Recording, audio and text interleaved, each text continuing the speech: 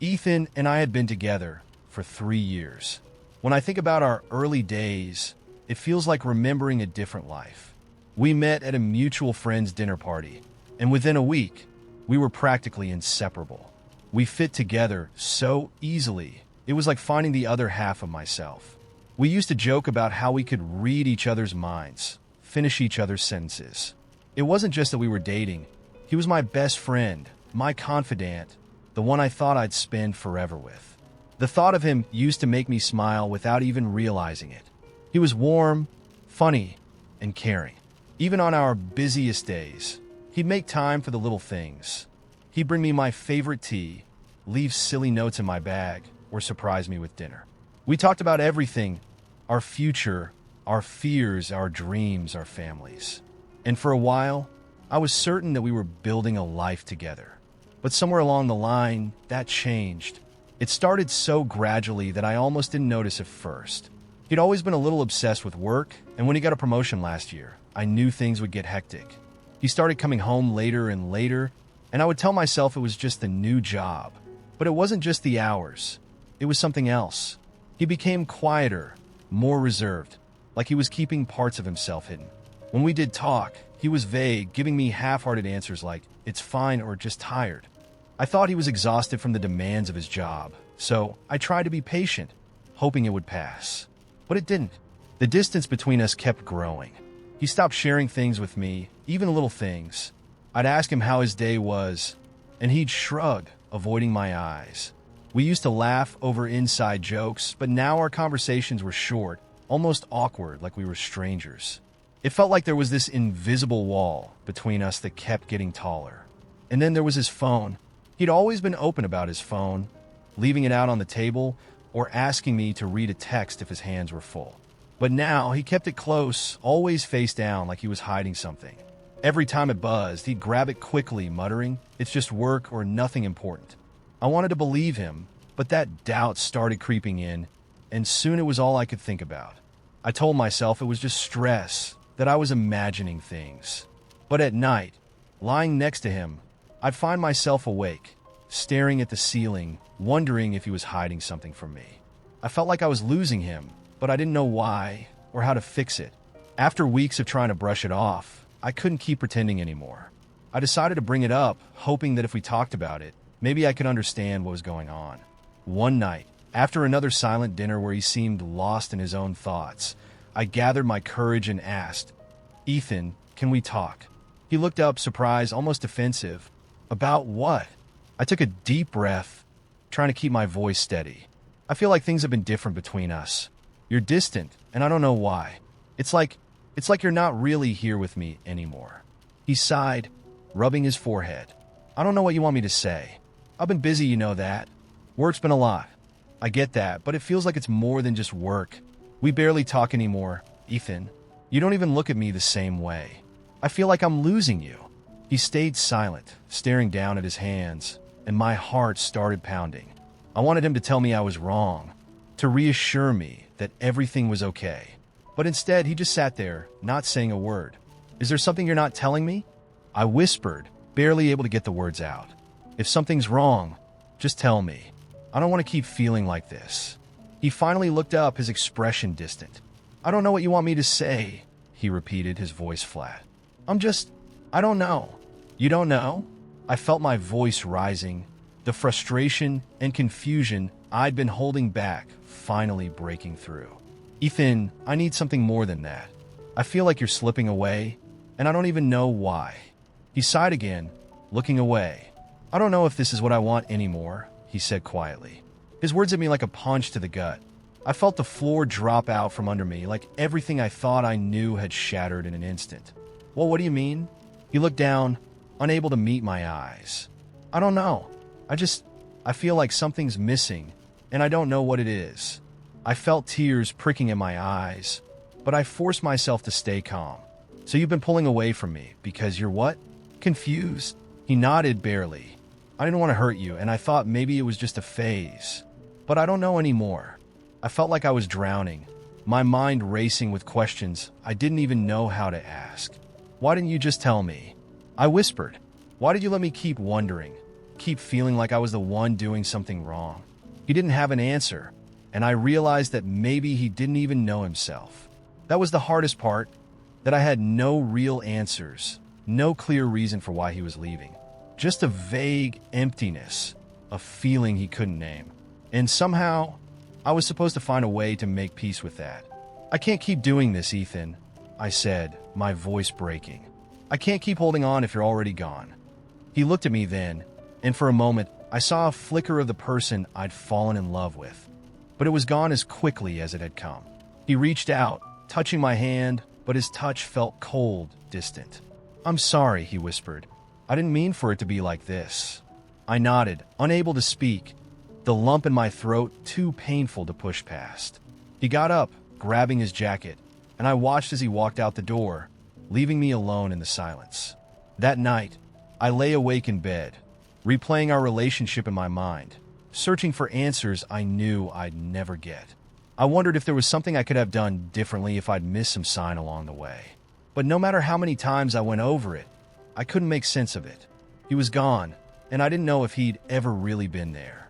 It's been a month now since that night, and every day feels like I'm learning to breathe all over again. I keep expecting him to come back, to tell me he made a mistake, that he wants to make things work. But deep down, I know he won't. Whatever he was searching for, it wasn't something I could give him. Now I'm left with this emptiness, a feeling of being suspended between the life I thought we'd have and the reality of letting him go. I don't know how to move on when I don't even understand what went wrong. Has anyone else been through this? How do you find closure when there's no real answer?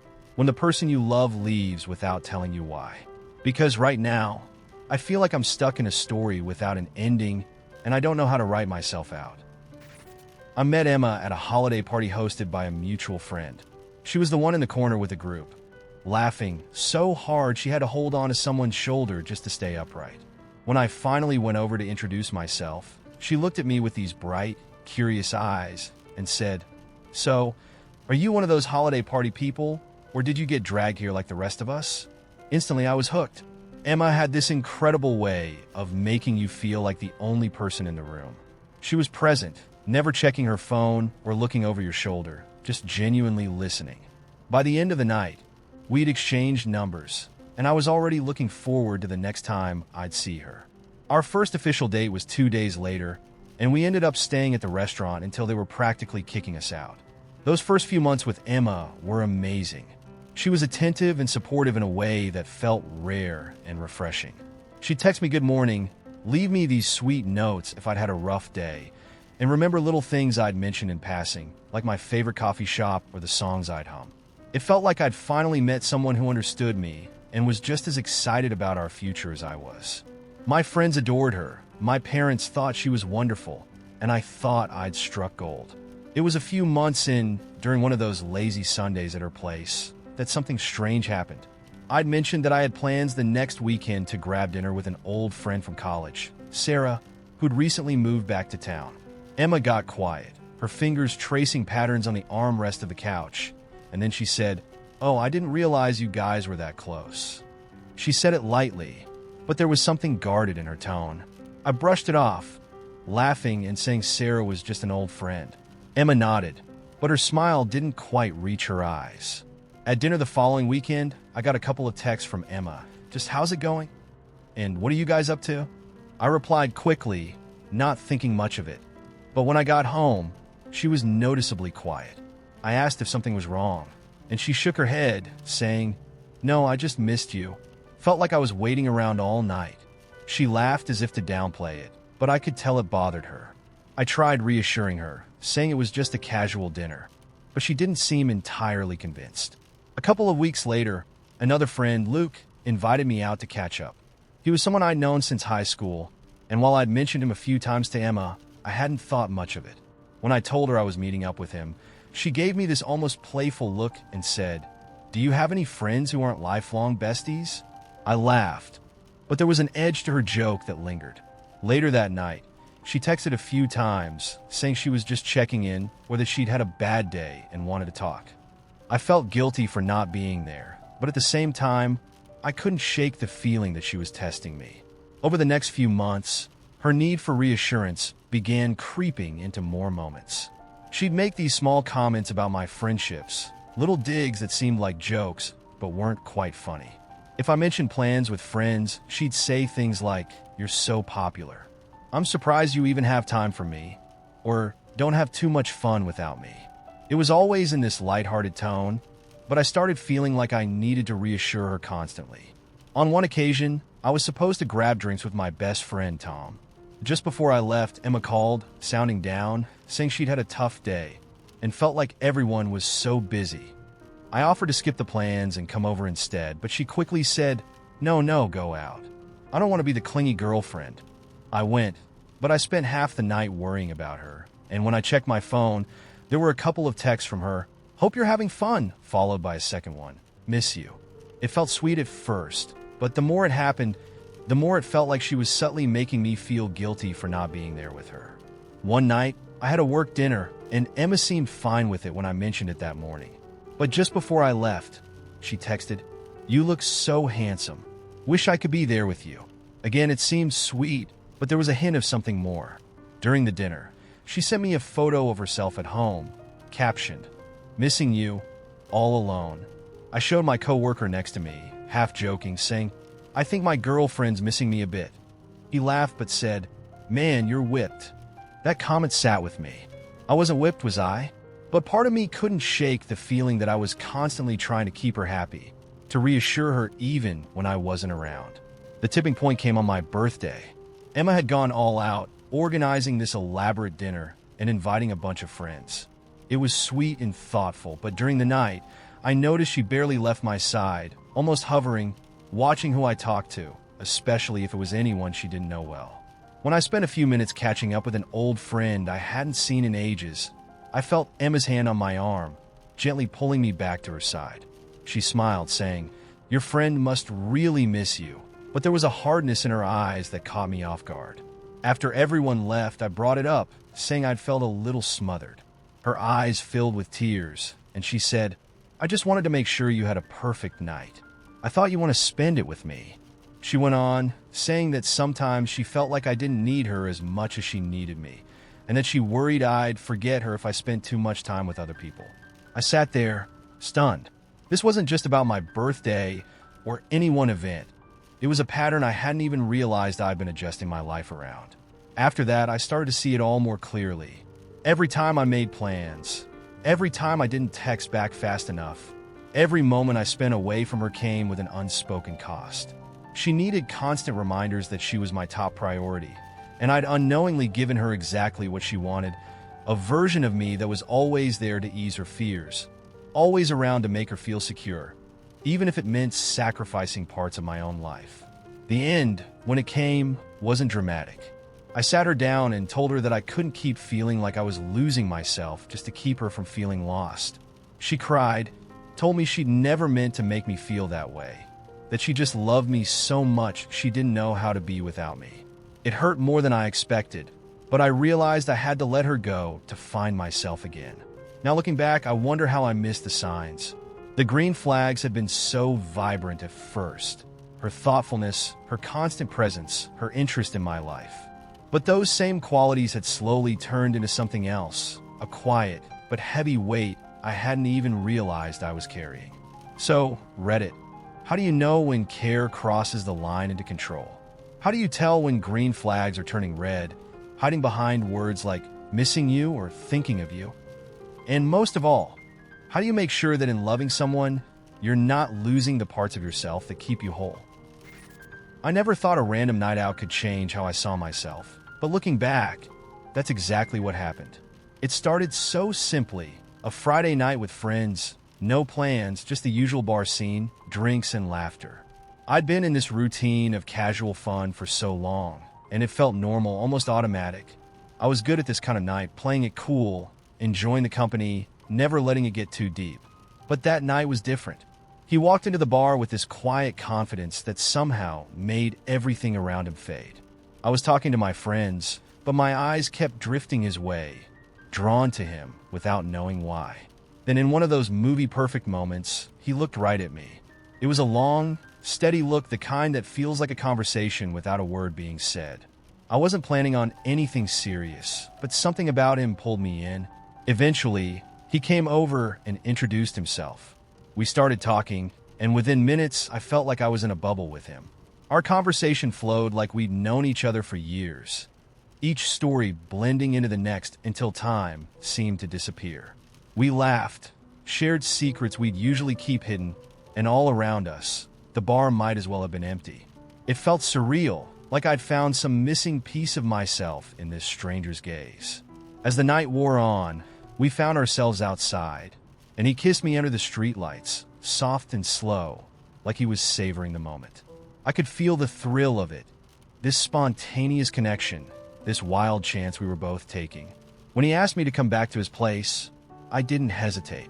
I wanted to hold on to that feeling for as long as I could. Back at his place, everything felt perfect. We continued talking, laughing, filling the night with secrets and stolen glances. Then, as dawn started creeping in, we got closer, wrapped up in each other, letting the night unfold naturally, without expectations. It was one of those rare moments that felt like magic, a kind of happiness I hadn't realized I'd been missing. But then the morning came, and with it, a strange sense of emptiness. As I woke up beside him, the thrill of the night began to wear off, replaced by a hollow feeling I couldn't explain. He was still sleeping peacefully, but I was wide awake, staring at the ceiling, suddenly overwhelmed by a mix of emotions.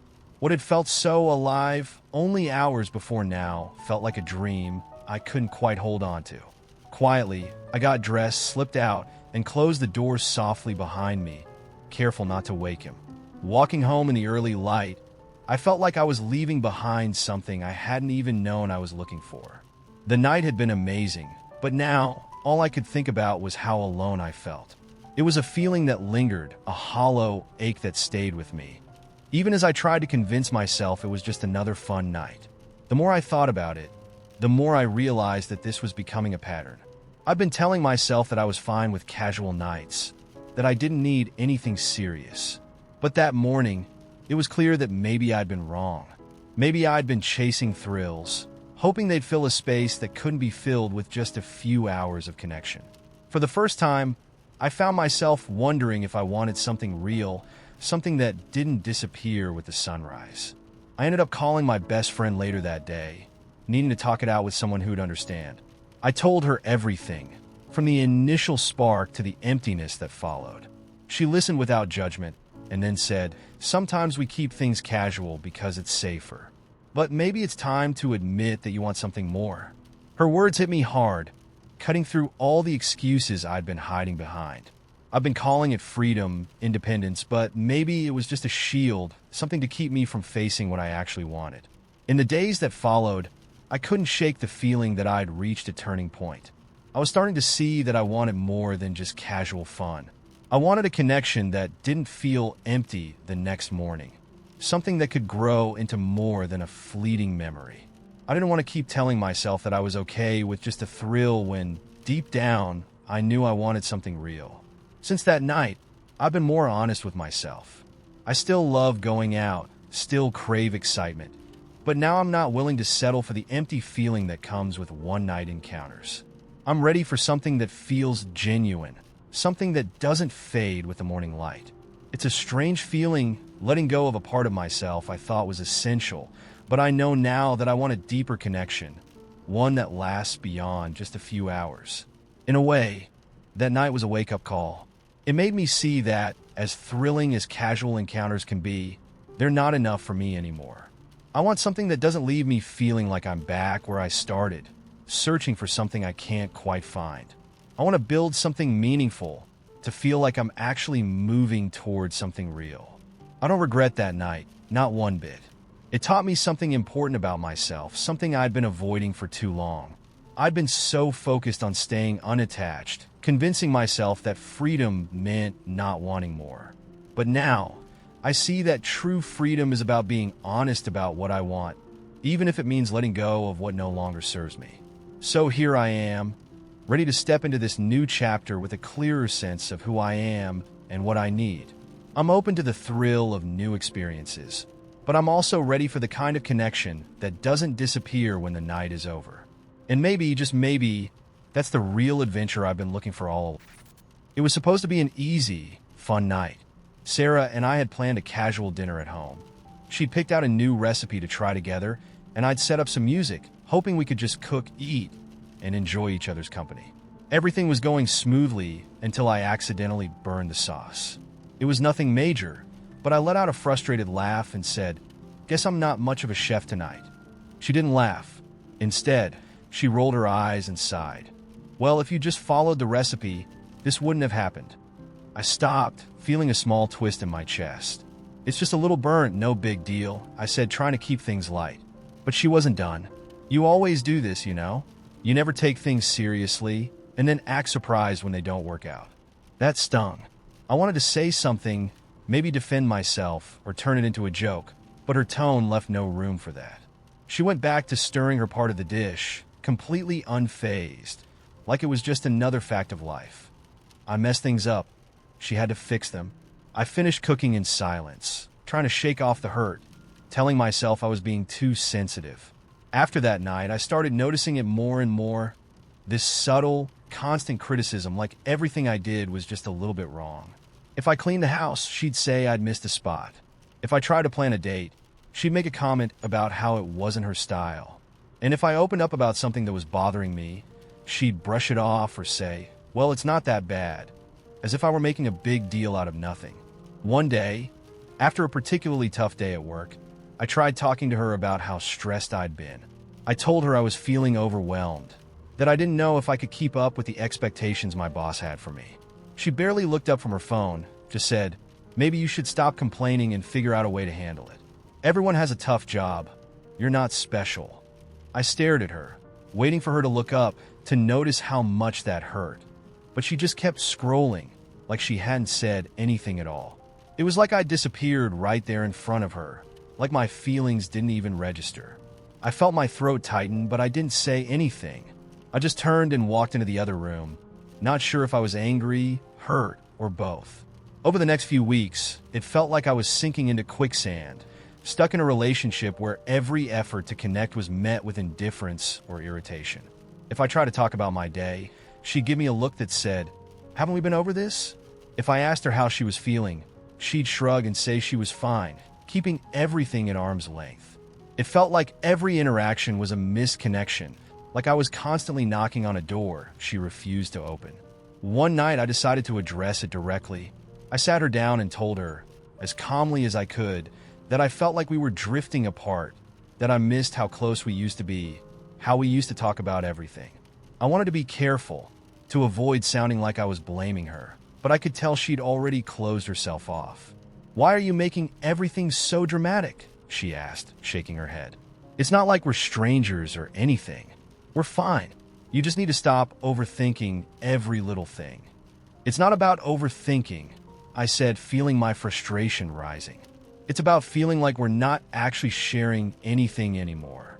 Like I'm just here, and you're just there." She sighed, crossing her arms. "If you're so unhappy, maybe you should ask yourself why. Maybe it's not me. Maybe it's just you." That hit harder than I expected. I sat there, stunned, realizing that no matter how I approached this, no matter how honest or careful I was, she would always turn it back on me. I wanted to argue, to tell her that I'd been trying my best, that I was doing everything I could to make us work. But her words echoed in my head, and suddenly, I found myself wondering if she was right. Maybe it was just me. Maybe I was the problem, for wanting too much, for needing more than she was willing to give. I went to bed that night feeling a strange sense of emptiness, like I'd hit a wall and couldn't see a way around it. I lay awake, staring at the ceiling, asking myself if this was what relationships were supposed to be like, if this was the reality of settling down. The next morning, I tried to bring it up one last time, hoping that maybe she'd feel differently after a good night's sleep. I told her that I needed her to listen, really listen, and that I wasn't trying to criticize her or change her. I just wanted us to be able to talk about things without shutting each other down. But even as I spoke, I could see her impatience growing, her arms crossed, her eyes glazed over, like she was already checked out. Finally, she interrupted me. Look, I don't know what you want from me. If you're so unhappy, maybe we're just not a good fit. I mean, if I'm not giving you what you need, then maybe you need to figure out why you keep pushing for something that isn't there. It felt like a slap in the face. Here I was trying to save what we had, and she was basically telling me it was my fault for not being satisfied with what was. It was like everything I'd thought we were building together had just crumbled in that one moment, revealing that maybe I'd been the only one who truly believed in it. After that, things changed. I felt this numbness settle in, a sort of resignation, like I'd been holding on to something that was never really there. We still went through the motions, but I couldn't shake the feeling that I was living with a stranger, someone who saw my needs as burdens, my feelings as inconveniences. I started staying late at work, finding excuses to be out, avoiding the quiet moments at home where the weight of our disconnect was hardest to ignore. One night, after a long day, I came home to find her watching a show we used to watch together. She barely looked up, barely acknowledged I was there. I realized in that moment that I'd become invisible to her, just a background presence she'd grown used to but didn't really care about. And maybe, in a way, I'd started to feel the same about her. Now I'm left wondering if there's even anything left to save. I still love her, or at least I love the memory of who she used to be, the person I thought she was. But part of me knows that holding on to that memory might be keeping me from seeing the truth. That maybe she's not that person anymore, and maybe I'm not the person who can just accept that. So here I am, wondering if anyone else has been in this position. How do you know when it's time to let go? When do you accept that maybe the person you loved isn't the person you're with anymore? Is it possible to fix something when you're the only one fighting to keep it alive? I met Jenna at a charity event I'd been dragged to by a friend, and she made me feel like I'd stepped right into a movie. She was radiant, with this disarming warmth and a sense of humor that kept me laughing through the most mundane conversations. She approached me first, teased me about looking out of place, and within minutes, I was drawn into her orbit. By the end of the night, I was smitten, and it felt like she was too. It was that immediate, irresistible pull, the kind that makes you feel like you found someone truly special. In the beginning, Jenna was everything I thought I'd wanted in a partner. She was spontaneous, always planning new adventures for us, constantly surprising me with thoughtful gestures and little gifts. I was amazed at how attentive she was, how invested she seemed in every detail of my life.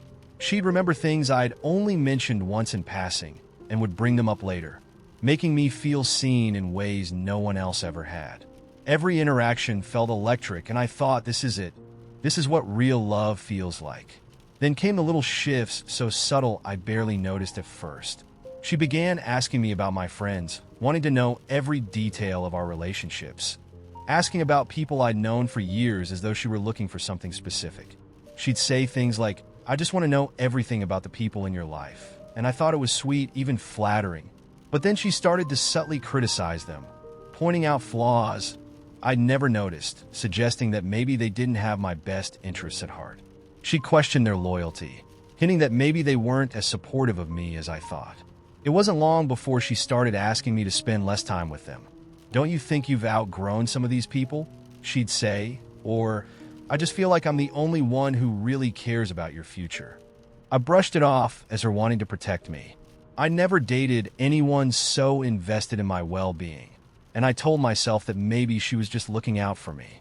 Slowly, without realizing it, I began letting go of people who'd been close to me for years, convincing myself Jenna had my best interests at heart.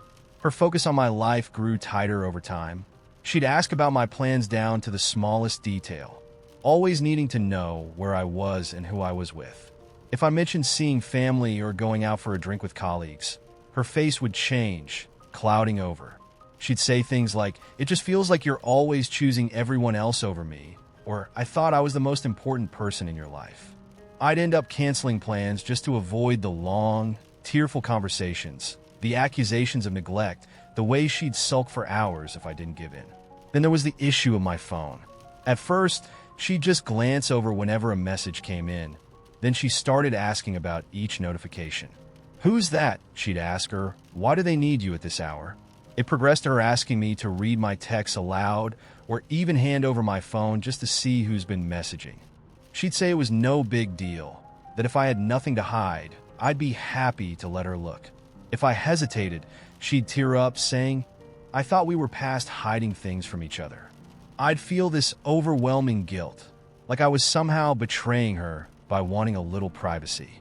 The first time she actually went through my phone without permission was a wake-up call I ignored. I'd left it on the counter, and when I walked back into the room, she was scrolling through my texts.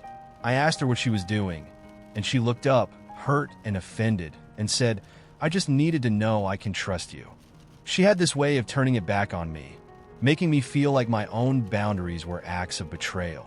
She found a harmless message from an old friend and immediately demanded to know why I'd kept in touch. That night, I stayed up defending myself, explaining things I shouldn't have had to explain. And somehow, by the end of it, I was the one apologizing. As time passed, I felt myself shrinking. I was constantly second-guessing every word I said, every move I made.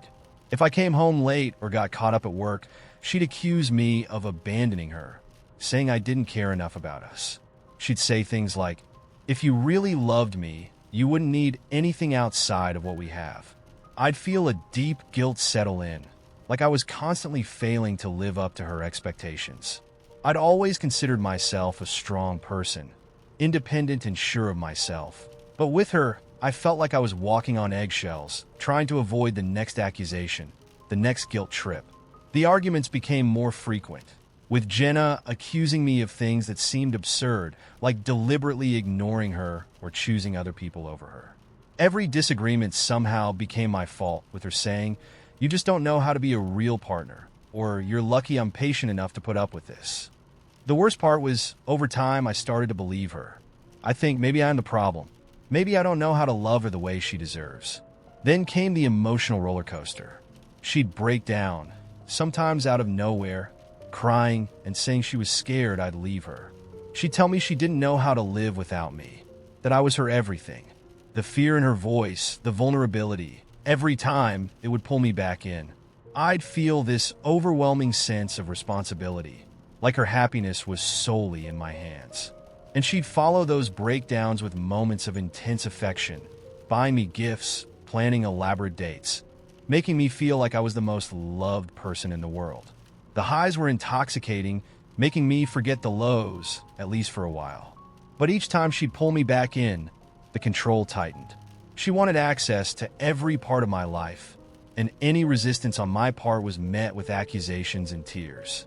If I tried to pull back or set a boundary, she'd say I was abandoning her, that I didn't care enough to stay. I started feeling like I was drowning, like there was no way to be with her without losing myself completely. The breaking point came one evening when I'd gone to dinner with an old friend who was visiting town. Jenna knew about it, but halfway through dinner, my phone started buzzing with messages from her. At first, I ignored them, thinking I'd respond later, but the texts kept coming, one after another. By the time I checked, there were over a dozen messages. Her asking where I was, why I wasn't responding, why I was lying to her. She accused me of cheating, of hiding things, saying, "I hope your friend is worth it." When I got home, she was waiting, arms crossed, looking at me like I'd just shattered her trust. No amount of explaining could calm her down. She accused me of betrayal, of disrespecting her, and then broke down, sobbing about how she could never trust me again. I remember feeling exhausted, drained beyond anything I'd felt before. I was staring at this woman who'd once made me feel like I was her whole world, and all I felt was emptiness. That night, I realized I was living in a prison of her making. My life, my friends, my privacy, it was all gone, replaced by her constant need for control and validation. I didn't recognize myself anymore. I'd become someone who was only focused on keeping her happy, no matter the cost to my own well-being. The decision to leave was one of the hardest I've ever made. When I told her, she broke down, saying she couldn't live without me, that I was abandoning her, that no one else would ever love her like I did. For a moment, I felt the pull to stay, to comfort her, to keep playing the role I'd been trapped in. But deep down, I knew if I stayed, I'd lose myself completely. Now, I'm in the process of rebuilding. I'm reconnecting with friends, rediscovering parts of myself I'd buried for her. Some days, I still feel guilty, wondering if I could have helped her if I'd made the right choice. But I know I couldn't keep sacrificing my happiness, my independence, my very identity for someone else's insecurities. So, Reddit, for those of you who've left relationships like this, how did you move past the guilt? How did you find the courage to rebuild after losing yourself? I'd appreciate any advice from anyone who's been through. It ended on a Friday night, and looking back, I'm not sure if I even saw it coming or if I'd been ignoring the signs for so long that I'd convinced myself we were okay. We were sitting in our living room, each on our respective couches, half watching a movie we'd already seen a dozen times. At some point, I made a joke, one I thought would make her laugh like she used to. She looked up from her phone, gave me a small, distracted smile, and went right back to scrolling. That smile, it broke me. It was a kindness, an acknowledgement. But it wasn't her smile. I couldn't let it slide this time. I reached for the remote, paused the movie, and asked, "Are you happy? With us?" The silence that filled the room was heavier than anything I'd ever felt. She didn't look at me. She didn't even pretend to think about it. She just said, "I don't know." 3 words, but they felt like a final door closing between us. We'd been together for nearly 9 years, and if you'd asked me at any point before that night, I'd have said she was my forever. We met during a messy blizzard in January. I was out grocery shopping, struggling to carry my bags across an icy sidewalk, when she slid right into me, literally. She slipped, grabbed onto my arm to catch herself, and we both went down in a flurry of groceries and laughter. We ended up talking right there on the cold ground, sitting among scattered vegetables and broken eggs, laughing like we'd known each other our whole lives. She insisted on buying me a coffee afterward to make up for the trauma, and that was it. I was hooked. Our early days were a story I thought I'd be telling our kids one day. She was magnetic, someone who drew people to her without even trying. She had this laugh that would turn heads, a way of throwing her head back and letting the whole world hear her joy. I'd catch myself staring at her, unable to believe that she'd picked me. Every moment felt like an adventure with her. From lazy Sunday mornings to midnight trips to nowhere, just because she'd suddenly decide she wanted to see the stars. But like all stories, ours began to change over time. It wasn't anything obvious, it was a slow drift. She got a new job that demanded more hours, and I was deep into my own career, so we were both busy. Weekends became less about exploring and more about recovering from the week. The little gestures faded. The notes we used to leave for each other, the inside jokes we'd text each other during the day. Conversations grew shorter, and after a while, I started to feel like I was sharing my life with a roommate instead of a partner. I tried to reignite the spark. I'd plan dates, try to surprise her, try to bring us back to that place we'd been in. She'd smile and say, "This is nice," but the warmth was missing. The connection felt thinner, like a thread stretched too far. I told myself it was just a phase, that we'd get through it, that love was about weathering these kinds of seasons. But that Friday night, with her quiet, "I don't know," I finally faced the truth. I'd been trying to hold us together while she'd been slowly letting go. I asked her then if she thought we could fix it, if she even wanted to try. She looked at me with this heartbreaking honesty and said, "I don't think I'm the same person anymore. And I don't think you are either." The hardest part of hearing that was realizing it was true. I had changed, she had changed, and somehow, in trying to hold on to each other, we'd lost the people we'd once been.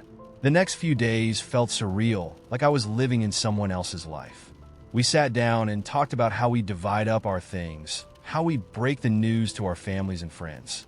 I'd always thought breakups involved fighting, slamming doors, dramatic scenes. But ours was quiet, sad, almost tender. We didn't hate each other. We just knew it was over. She moved out 2 weeks later. I helped her pack, standing in the doorway as she loaded her car with boxes of clothes, books, framed photos that had once meant something, but now felt like relics of a life we no longer lived. She hugged me goodbye, and for a moment, I wanted to beg her to stay, to try again. But I knew it would only delay the inevitable, so I let her go. The first night alone was the hardest. I sat in my apartment, looking around at the empty spaces she'd left behind. Her favorite mug was still in the cabinet, A sweater she'd forgotten was draped over the back of a chair. The whole place felt haunted, like she was still there, lingering in the spaces she'd once filled. I tried to sleep, but every time I closed my eyes, I'd see her face, hear her voice, feel the weight of what I'd lost pressing down on me. Over the next few weeks, I tried to fill the emptiness with anything that would keep me from thinking about her. I started working late, going out with friends more, picking up hobbies I'd always meant to try. I joined a boxing gym, started running in the mornings, anything to exhaust myself so I wouldn't have to lie awake at night, alone with my thoughts. But the loneliness was relentless. I'd come home to the quiet, to the spaces we'd once shared, and it felt like an echo of a life I couldn't quite touch. I'd find little reminders of her everywhere. A pair of earrings she'd forgotten in the bathroom, a book she'd left behind on the nightstand, a strand of her hair caught in the carpet. I felt like I was piecing together a puzzle of memories, each piece bringing a fresh wave of pain. One day, I found an old photo of us in the back of a drawer. We were at the beach, covered in sand, laughing with our arms around each other. I sat there staring at it for what felt like hours, remembering the happiness we'd once had, wondering if we'd ever been as perfect as I'd thought. I realized then that I'd been holding onto an idea of us, a version of her that no longer existed. Slowly, I started to let go. I packed up the things she'd left behind, gave away the furniture we'd picked out together, rearranged the apartment to make it feel less like ours and more like mine. I started volunteering, found a group of people who didn't know my past, who didn't look at me with pity when they saw me out alone. I started focusing on myself, rediscovering the parts of me that I'd let fade away in trying to keep us together. Some days it still hurts. I'll hear a song we used to play, pass by a place we used to go, and it feels like being pulled back into those memories. But I'm learning to carry them with me, without letting them weigh me down. I'm learning that love doesn't always mean forever, that sometimes it's just a chapter that leads to something else. So for anyone who's been through this, how did you finally let go? How did you stop holding on to the life you thought you'd have? Because I'm trying, but some days, it feels like I'm still standing on that icy sidewalk, waiting for her to catch me all over again. I never thought I'd be here, posting to Reddit for advice, but I feel like I'm at a breaking point and don't know who else to turn to.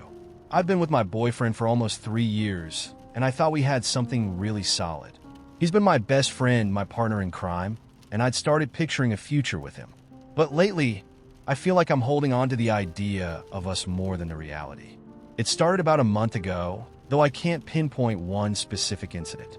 It was more like this slow, creeping feeling that something was wrong, even though everything looked fine on the surface. At first, I tried to brush it off as stress or exhaustion.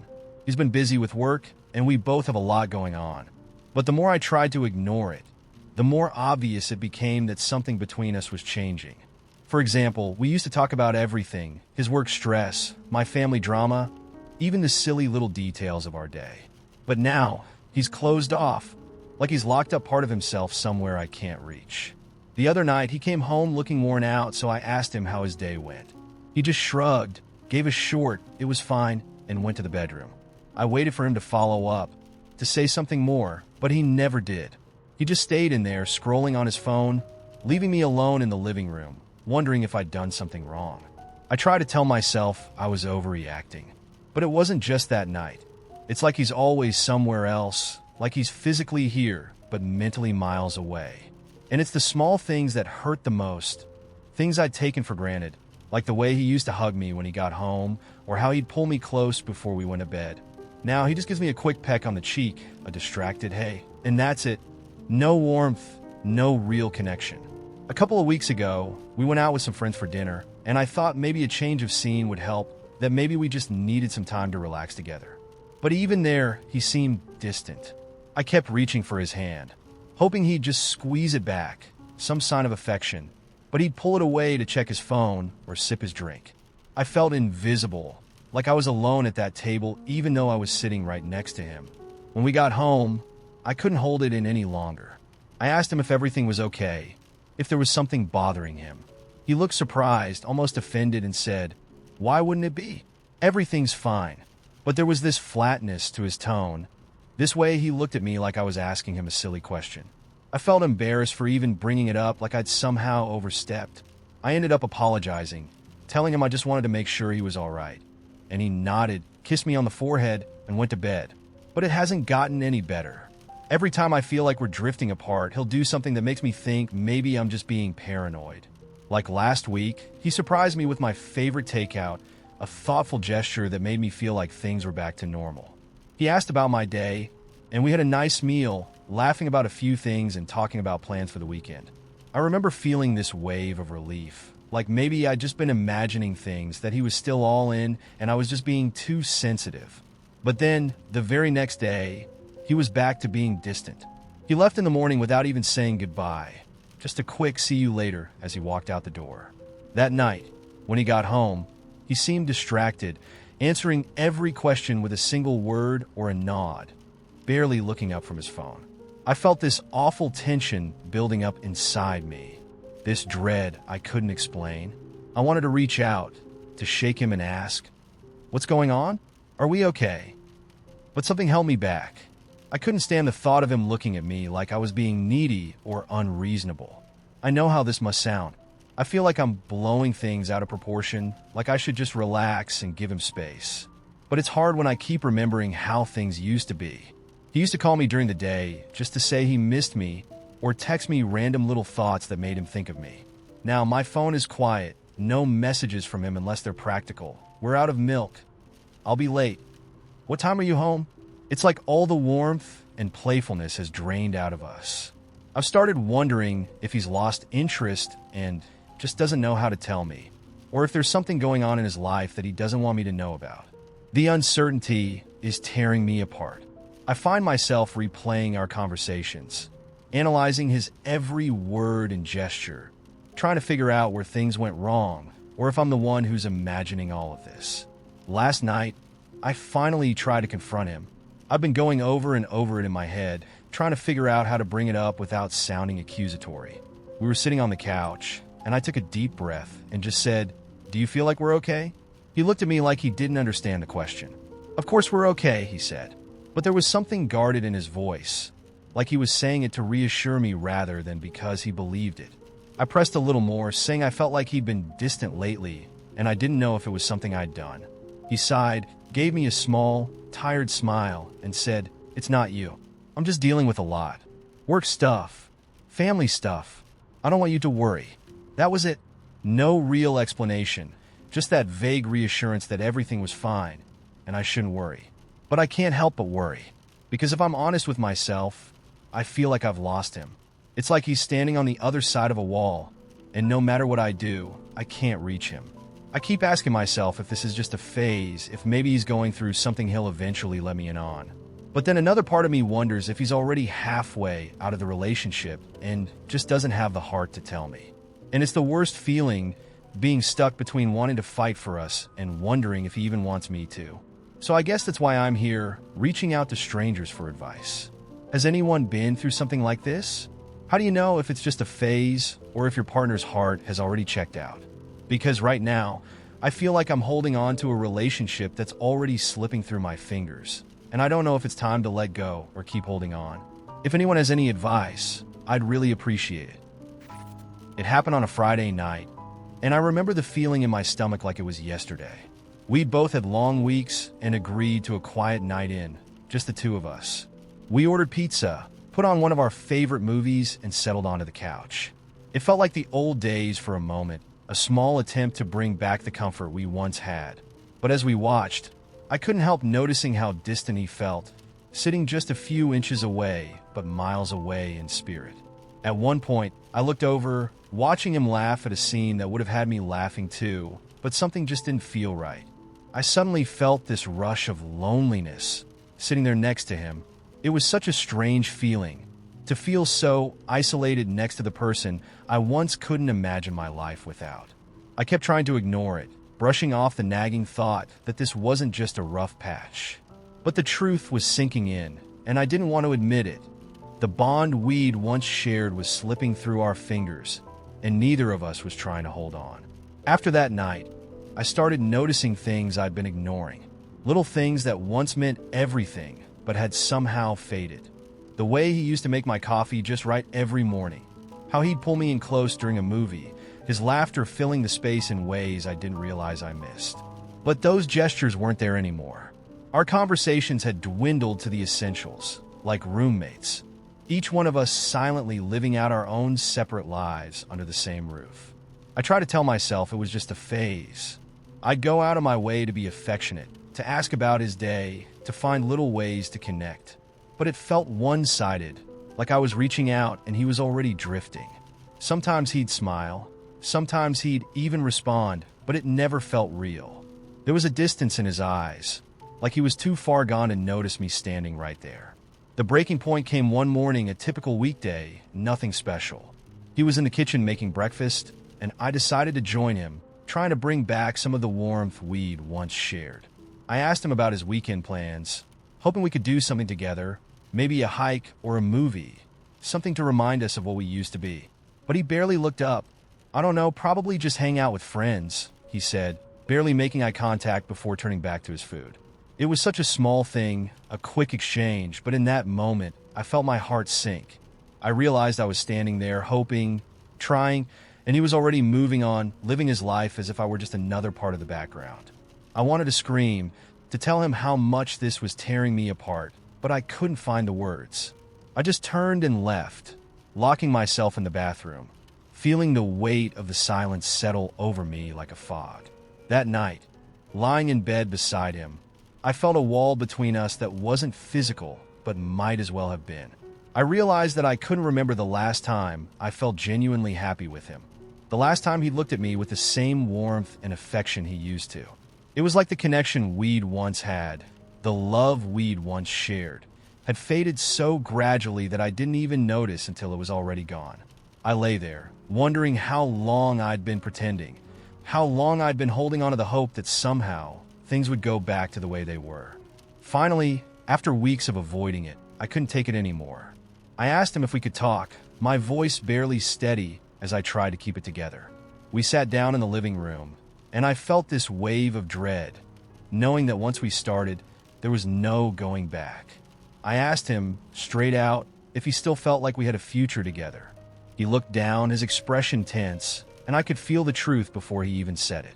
"I don't know," he said, his voice low, almost apologetic. I don't feel the same anymore. It's like we're both here, but we're not really here." Hearing him say it was like a punch to the gut, but I couldn't deny it. I'd felt it too. We both had, and we'd both been pretending for so long that it almost felt normal. I wanted to cry, to shout, to ask him why he let us drift like this, but I realized I was just as guilty. I'd been clinging to the idea of us, to the memories of what we used to be, rather than facing the reality that we'd changed, that the love we once had wasn't enough to hold us together anymore. That night, we made the hardest decision I'd ever made. We sat together in silence, holding each other, both of us knowing it was time to let go. There were no harsh words, no anger, just the quiet, painful acceptance that sometimes even love isn't enough to make things work. In the days that followed, I walked through our apartment feeling like a stranger. I'd pick up things he left behind, tiny reminders of the life we'd built together, and feel this crushing emptiness. I'd see a pair of his old shoes by the door or find a half-empty coffee cup on the counter, and I'd be overwhelmed with memories of happier times. Part of me wanted to keep everything exactly as it was, as if that could somehow hold on to him. But I knew deep down that it was time to move forward. The first week alone was brutal. I catch myself reaching for my phone, instinctively wanting to text him about my day, only to remember he wasn't there to answer. The silence in the apartment was deafening. The spaces he used to fill now empty, like echoes of a life that no longer existed. I started taking long walks, go to coffee shops just to be around people, anything to fill the void he'd left behind. But slowly, something shifted. I started finding pieces of myself in the quiet, rediscovering things I'd forgotten I loved. I picked up my old camera and started taking photos again, something I'd neglected for years. I joined a book club, met new people, and realized that I hadn't truly invested in myself in a long time. I began to see that, as much as I missed him, there were parts of me that had been waiting to come back to life. There are still days when the loneliness hits hard, when I see something that reminds me of him and feel the loss all over again. I still wonder, sometimes, if we could have saved it if we just tried harder. But then I remember the silence between us, the way we'd both been living separate lives while pretending to be together.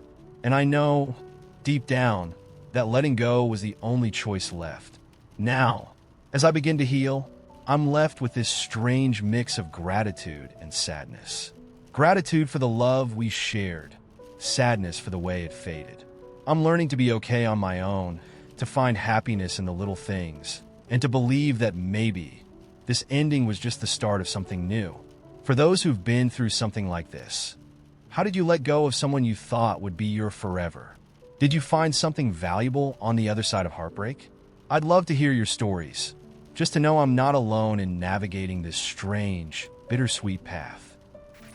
I met Leo at a friend's game night. He was competitive and witty, but not in an overpowering way. Instead of trying to dominate the conversation or impress everyone with his knowledge, he was the one quietly keeping the mood light. By the end of the night, he asked if I wanted to grab coffee sometime, and something in me said yes immediately. I'd been so used to dating guys who were intense and overtly confident that Leo's calm, considerate approach felt like a refreshing change. Our first date turned into hours of conversation. He had this way of making me feel like the most interesting person in the world. He asked questions that went beyond the usual small talk and seemed genuinely curious about who I was. Green flag number one, I thought a guy who actually wanted to know me, not just impress me. Over the next few months, Leo became my go-to person. He'd show up with soup when I was sick, keep track of when I had important meetings, and call me after work just to check in. He was the first person who seemed as invested in my life as I was in his.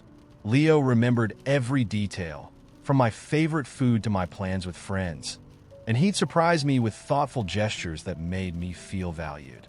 When he noticed I was stressed at work, he bought me a set of beautiful journals and suggested we go on hikes together to unwind. It felt like he was actively working to make my life better. But eventually, I started noticing small quirks. If I wanted to go out with friends, he'd ask little questions that seemed harmless at first. How late do you think you'll be? Or who else will be there? It felt sweet, like he just wanted to know about my life. But as time went on, I realized he asked those questions every time I made plans that didn't include him. When I'd answer, he'd sometimes frown or ask me if I really needed to go out. Once, when I was getting ready for a girls' night, he casually mentioned, "It seems like you're dressing up more for them than you do for me." I brushed it off, laughing, and told him he was being silly. He laughed too, but I could tell he wasn't entirely joking. Then came the weekend of my cousin's wedding. Leo wasn't invited because we hadn't been dating that long, but he seemed strangely quiet about it. I asked him if he was okay, and he just shrugged, saying he felt a bit sad he wasn't going to be part of such a big moment in my life. When I got to the wedding, I noticed he'd texted me a few times, little messages like, "Hope you're having fun," and "Miss you." It was sweet, but by the time the reception started, I had a series of messages asking how it was going, who I was talking to, and if I'd be getting back late. I ended up leaving the wedding early, feeling like I'd somehow let him down by not being available. When I got back, he greeted me with a long hug and said he was so glad I came home to him. I felt an odd mixture of guilt and relief, like I'd done something good by coming back early. But later, I lay awake wondering why I'd felt that way at all. It wasn't like I'd done anything wrong. As time passed, Leo started expressing more concerns about the people I spent time with. He'd ask about specific friends and hint that he didn't trust them, or he'd make subtle comments about how certain people might be a bad influence. At first, I defended my friends, but he'd always phrase it in a way that made me feel guilty. He'd say things like, "I just care about you and want the best for you," or "I'm only worried because I love you so much." Slowly, I started distancing myself from people he didn't approve of, thinking it was just a way to keep the peace and make him feel secure. The breaking point came one night when I had a work happy hour. Leo knew about it, but when I left, he kept messaging me, asking how long I'd be and if I was okay. I tried to brush it off, reassuring him that I was fine. But when I finally looked at my phone, there were over 10 missed calls. His last message read, "I just can't understand why you don't want to include me in these things." I felt a pang of guilt and ended up leaving early again, apologizing the whole way home. When I got to his place, he looked at me with this hurt expression and said, "I feel like you just don't need me the way I need you." In that moment, I realized I'd spent the entire night managing his emotions instead of enjoying my time with friends. I was caught between wanting to make him happy and the growing realization that his needs had begun to consume my own. But whenever I tried to pull back and set boundaries, he'd become so upset, so vulnerable, that I'd find myself feeling terrible and wanting to fix it. A few weeks later, things came to a head when my best friend, Sarah, came to town for a weekend visit. She and I had planned a whole day together, but right before she arrived, Leo texted, saying he was really struggling and just needed to see me. He knew Sarah's visit was important to me, so I offered to stop by quickly just to check on him. I told myself it would only be a few minutes, but once I got there, he convinced me to stay longer, telling me how alone he felt without me. I ended up spending most of the day at his place, constantly checking my phone as Sarah's text came in, asking where I was and if everything was all right. By the time I finally left, Sarah was already on her way back to her hotel, and I felt a hollow mix of guilt and frustration. When I told Leo, the first felt like I let Sarah down, he looked hurt, saying, "I guess I'm just too much for you." His words made me feel like I was in the wrong, like I was the one who couldn't balance the relationship. And so, again, I apologized, even though I'd done nothing wrong.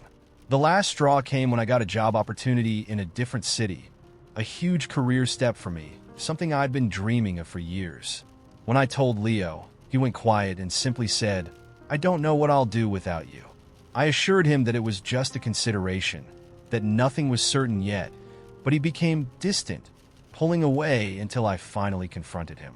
That's when he told me he didn't see how he could support a relationship if I was going to prioritize work over us. His words felt like a punch to the gut.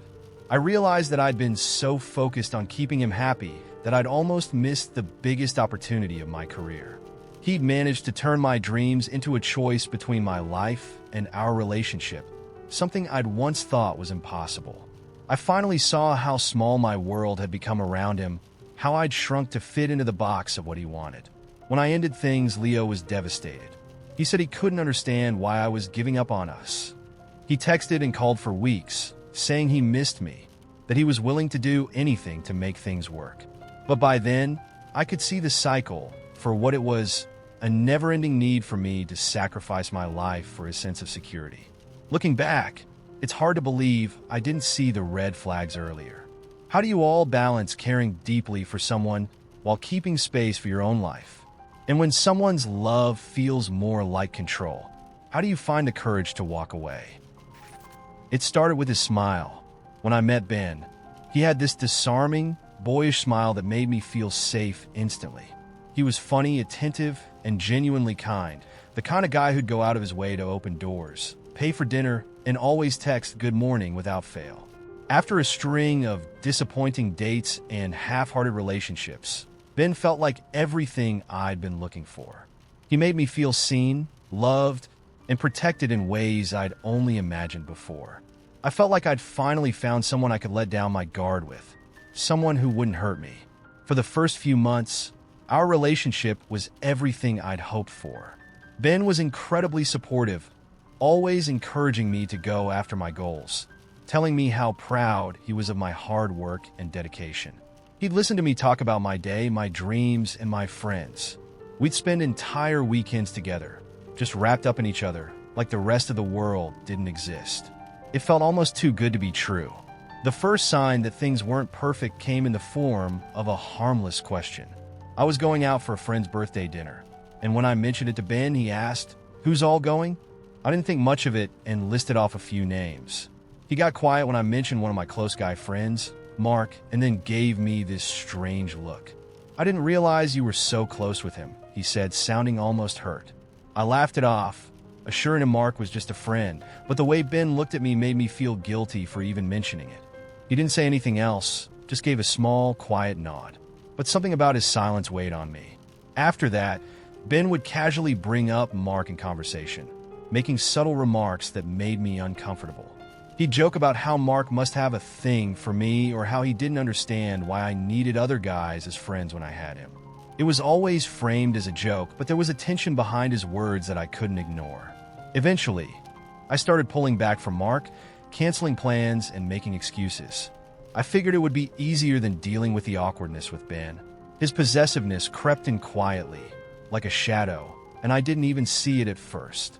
Ben would often tell me that he missed me when I went out with friends, saying things like, "I just wish I could be there with you," or "It feels like you're slipping away when you're with other people." I thought he was just being affectionate, but I soon found myself canceling plans to avoid the sad, disappointed look he'd get when I try to leave. I started spending all my free time with him, telling myself that this was normal, that this was what love looked like. It wasn't long before Ben started helping me with other parts of my life. He'd make little comments about how I could improve, always framed as caring suggestions. "I just think you'd look better without so much makeup," he'd say, or "You'd look amazing if you wore something a little less bold." He was always polite, always careful with his words, so I couldn't argue with him. I started dressing to please him, wearing less makeup, opting for clothes he thought were classier. And every time I made a change, he'd smile and say, "You're perfect just like this." I barely noticed how much of myself I was giving up. Every part of my life started to feel like it was under Ben's control. He'd give me advice on my career, telling me to slow down or take it easy because he thought I was stressing too much. He'd say he was just looking out for me, that he didn't want me to burn out. But really, he was pulling me back, making me doubt my own ambitions and drive. He didn't like when I talked about promotions or new projects at work, saying, "I just wish you'd focus on us." Slowly, I stopped bringing up my career dreams, feeling like they weren't as important as his needs. One night, I made plans to see an old friend I hadn't caught up with in months. When I told Ben, he got quiet, giving me that same disappointed look. "I thought we'd spend the evening together," he said, his voice soft. "But it's fine. Go if you want." The guilt was instant. I ended up canceling on my friend, sending a last-minute text saying something had come up. Ben's relief was palpable, and he held me close that night, telling me how much he loved me, how he didn't want to lose me. I was convinced I'd made the right choice. After all, shouldn't love come with some sacrifices?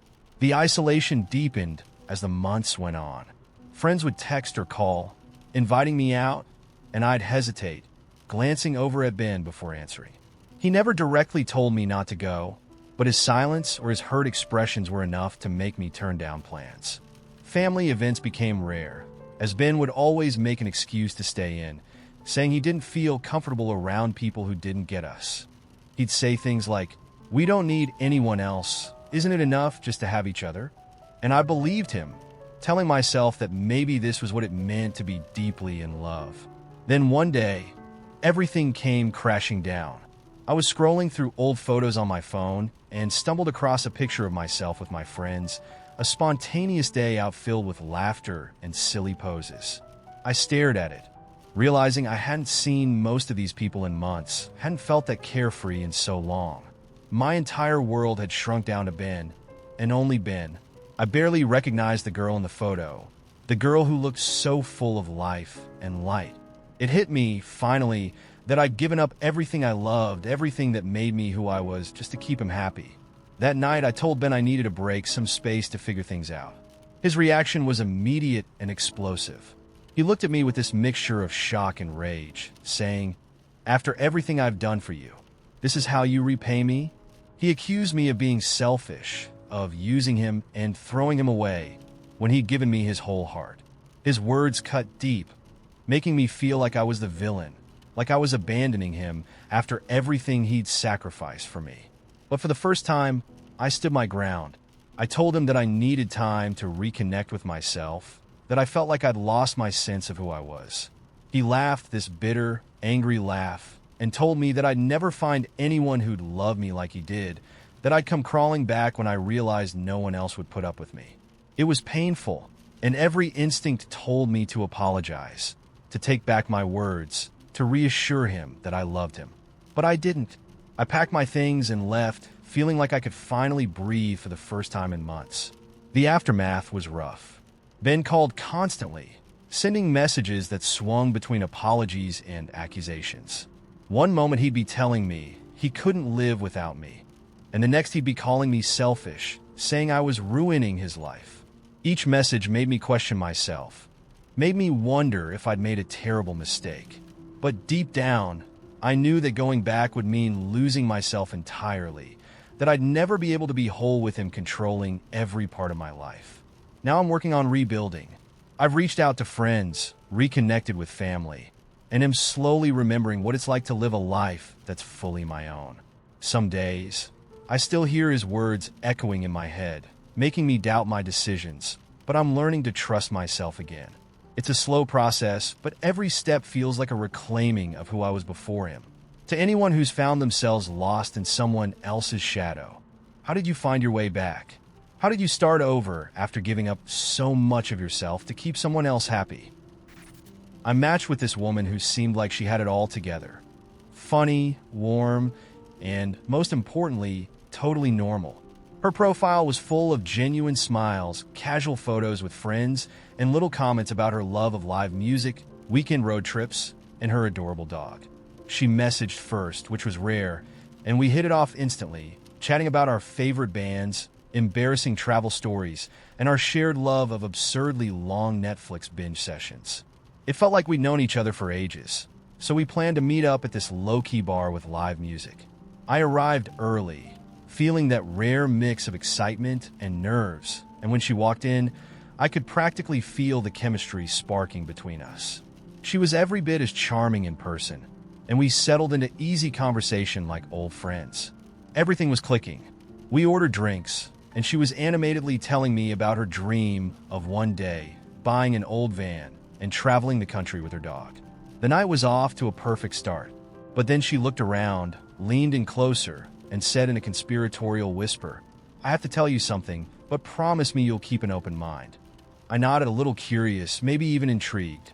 She took a deep breath and said, "I'm a medium."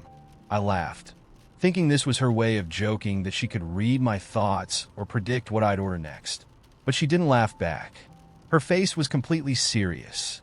She explained that she was in fact a medium, someone who could communicate with spirits. She told me it was a gift she'd had since childhood, and that she'd learned to embrace it after some intense training with a mentor she described only as the guide. She looked at me earnestly, saying, "I know this might be a lot to take in, but sometimes I can feel the presence of those who've passed, even in a crowded bar." She paused, looking around as if expecting someone to materialize right there. I tried to be polite, nodding along, but I was starting to feel a little uneasy. Then she asked, "Has anyone close to you passed recently?" I shrugged, trying to brush it off with a casual, "Not really," but she shook her head, her eyes narrowing in concentration. "No, I sense there's someone around you. They're trying to get through." I felt a chill, not sure if it was the bar's air conditioning or her words. But before I could respond, she leaned back, closed her eyes, and took a deep, dramatic breath. When she opened her eyes again, she whispered, "There's a presence here, and they're trying to tell you something important." She went on, telling me that there was a protective energy hovering around me, and that this spirit, whoever it was, wanted me to be safe and make good choices. Then she gave me a serious look, as if I'd just been handed a life or death responsibility, and asked, "Does this resonate with you?" I didn't want to be rude, so I nodded, saying, "Sure, I guess everyone could use a little protection." She seemed pleased, but then she took it to the next level. "Would you like me to communicate with them on your behalf? Sometimes they come through clearer when there's permission." I was on the spot, completely out of my depth. Part of me wanted to just laugh and steer the conversation back to normal first date topics, but she looked so sincere, like she really believed I was about to get a message from beyond. Trying to be polite, I told her, "Maybe another time. It's a lot for a first date." She nodded, looking a bit disappointed, but said she understood. I thought that might be the end of it, but she kept glancing over my shoulder, eyes darting, like she was following some invisible figure circling the table. Every now and then, she'd stop mid-sentence, look around, and murmur, "Interesting," or "That's unusual." I couldn't tell if she was messing with me or actually seeing something that I wasn't. After a while, I tried to get us back on track, asking about her favorite places to travel, thinking I'd distract her from whatever ghostly visitor she thought was tagging along with us. But she cut me off, eyes wide, and said, "Wait, I think they're trying to tell me something about you." She reached across the table, grabbed my hand, and closed her eyes, nodding slightly as if listening to something only she could hear. I was too stunned to pull my hand away. She opened her eyes slowly and said, "They want you to be careful in the next few weeks. I'm getting a strong feeling about travel. Does that make sense?" I nodded cautiously, hoping to keep things civil, even though I had zero plans to go anywhere. She looked relieved, as if she'd just delivered some life-saving advice. "Good," she said, giving my hand a reassuring pat. "I'm glad I could be here to pass that along. You might not understand it now, but you'll remember this moment." The band started playing, which was a relief, because it gave me an excuse to loosen her grip on my hand and turn my attention to the music. I figured maybe she'd finally ease up on the psychic channeling. But halfway through the song, she leaned in close, barely audible over the noise, and whispered, "I think they're leaving now. They were satisfied that you heard their message." I just nodded, trying to keep my face neutral. But internally, I was debating how soon I could wrap up the day without it seeming like I was fleeing the scene. Finally, the check came, and she looked at me with a little smile, saying, "I feel like tonight was meant to be. I don't get messages for just anyone, you know." I smiled back, told her it had been an unforgettable evening, and walked her to her car, all the while hoping I wasn't being followed by any spirits I hadn't asked for. As I got into my own car, I couldn't help but laugh a little at the night. It was easily the most surreal date I'd ever been on. I drove home, feeling like I'd stepped out of some paranormal episode where I was the only one who didn't have the script. She texted me later, saying she'd had a great time and felt like there was a real connection between us, one that apparently transcended realms. I didn't respond, but to this day, I sometimes catch myself glancing over my shoulder, half expecting to see that protective energy she'd insisted was watching over me. It started over something as small as choosing a movie. I was flipping through options on a Friday night, hoping we'd land on one of our usual favorites, or maybe something new we could both enjoy. When I mentioned a comedy I'd been wanting to see, he shrugged and said, "Nah, I'm not in the mood for that kind of thing." I tried suggesting a couple of other options, only to get a sigh and a dismissive, "Just pick whatever." I felt the sting of his indifference, but brushed it off, telling myself it wasn't a big deal. I picked a random movie, and we sat there, side by side, the silence stretching between us. But the longer I sat there, the more I felt this weight pressing down on me. A small voice in the back of my mind was whispering, "This isn't how it used to be." As the weeks went on, that weight seemed to follow me everywhere. Conversations that used to flow easily now felt forced, like we were strangers stuck in the same routine. I'd tell him about my day, a new project at work, or a story about a friend, and his responses were always the same, distant, disinterested. "Cool. Nice. Oh, okay." Sometimes he wouldn't respond at all, just keep scrolling on his phone, nodding without looking up. I started to feel invisible, like my presence was nothing more than background noise to him. And as much as I tried to ignore it, the feeling kept growing, wrapping itself around me like a shadow I couldn't shake. I found myself hesitating before I spoke, wondering if my words would even register with him, or if I was just talking to a wall. One night, I'd finally had enough. We were eating dinner, and I decided to tell him how I was feeling. I started gently, choosing my words carefully. I feel like, like we've been drifting lately. I miss talking, really talking like we used to." He looked up from his plate, his expression a mix of confusion and impatience. "Drifting," he repeated, like he'd never heard the word before. "We're fine. You're reading into things." The way he said it so dismissive made my stomach sink. I miss the way things used to be. I miss feeling close to you." He sighed, running a hand through his hair. "Look, not every moment has to be some big heart-to-heart. Relationships settle down. This is normal. Normal." He said it like I should have known, like wanting connection, wanting to feel seen, was some childish fantasy I should have let go of by now. I swallowed the lump in my throat, nodding, even though it felt like my heart was splintering. I couldn't understand how he was so comfortable with this, with the space that had crept in between us. After that, I tried harder to give him space, to lower my expectations, to meet him where he was. I kept my stories shorter, saved my jokes for friends, stopped bringing up things that mattered to me. I told myself that maybe he was right, that I was being unreasonable, that this was just how long-term relationships worked. But the more I pulled back, the emptier I felt. Eventually, I started to feel like I was living with a stranger.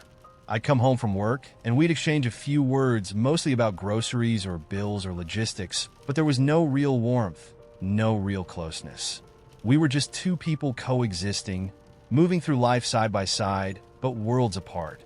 At night, lying next to him, I'd feel this deep ache, this longing for the version of us that felt so far away.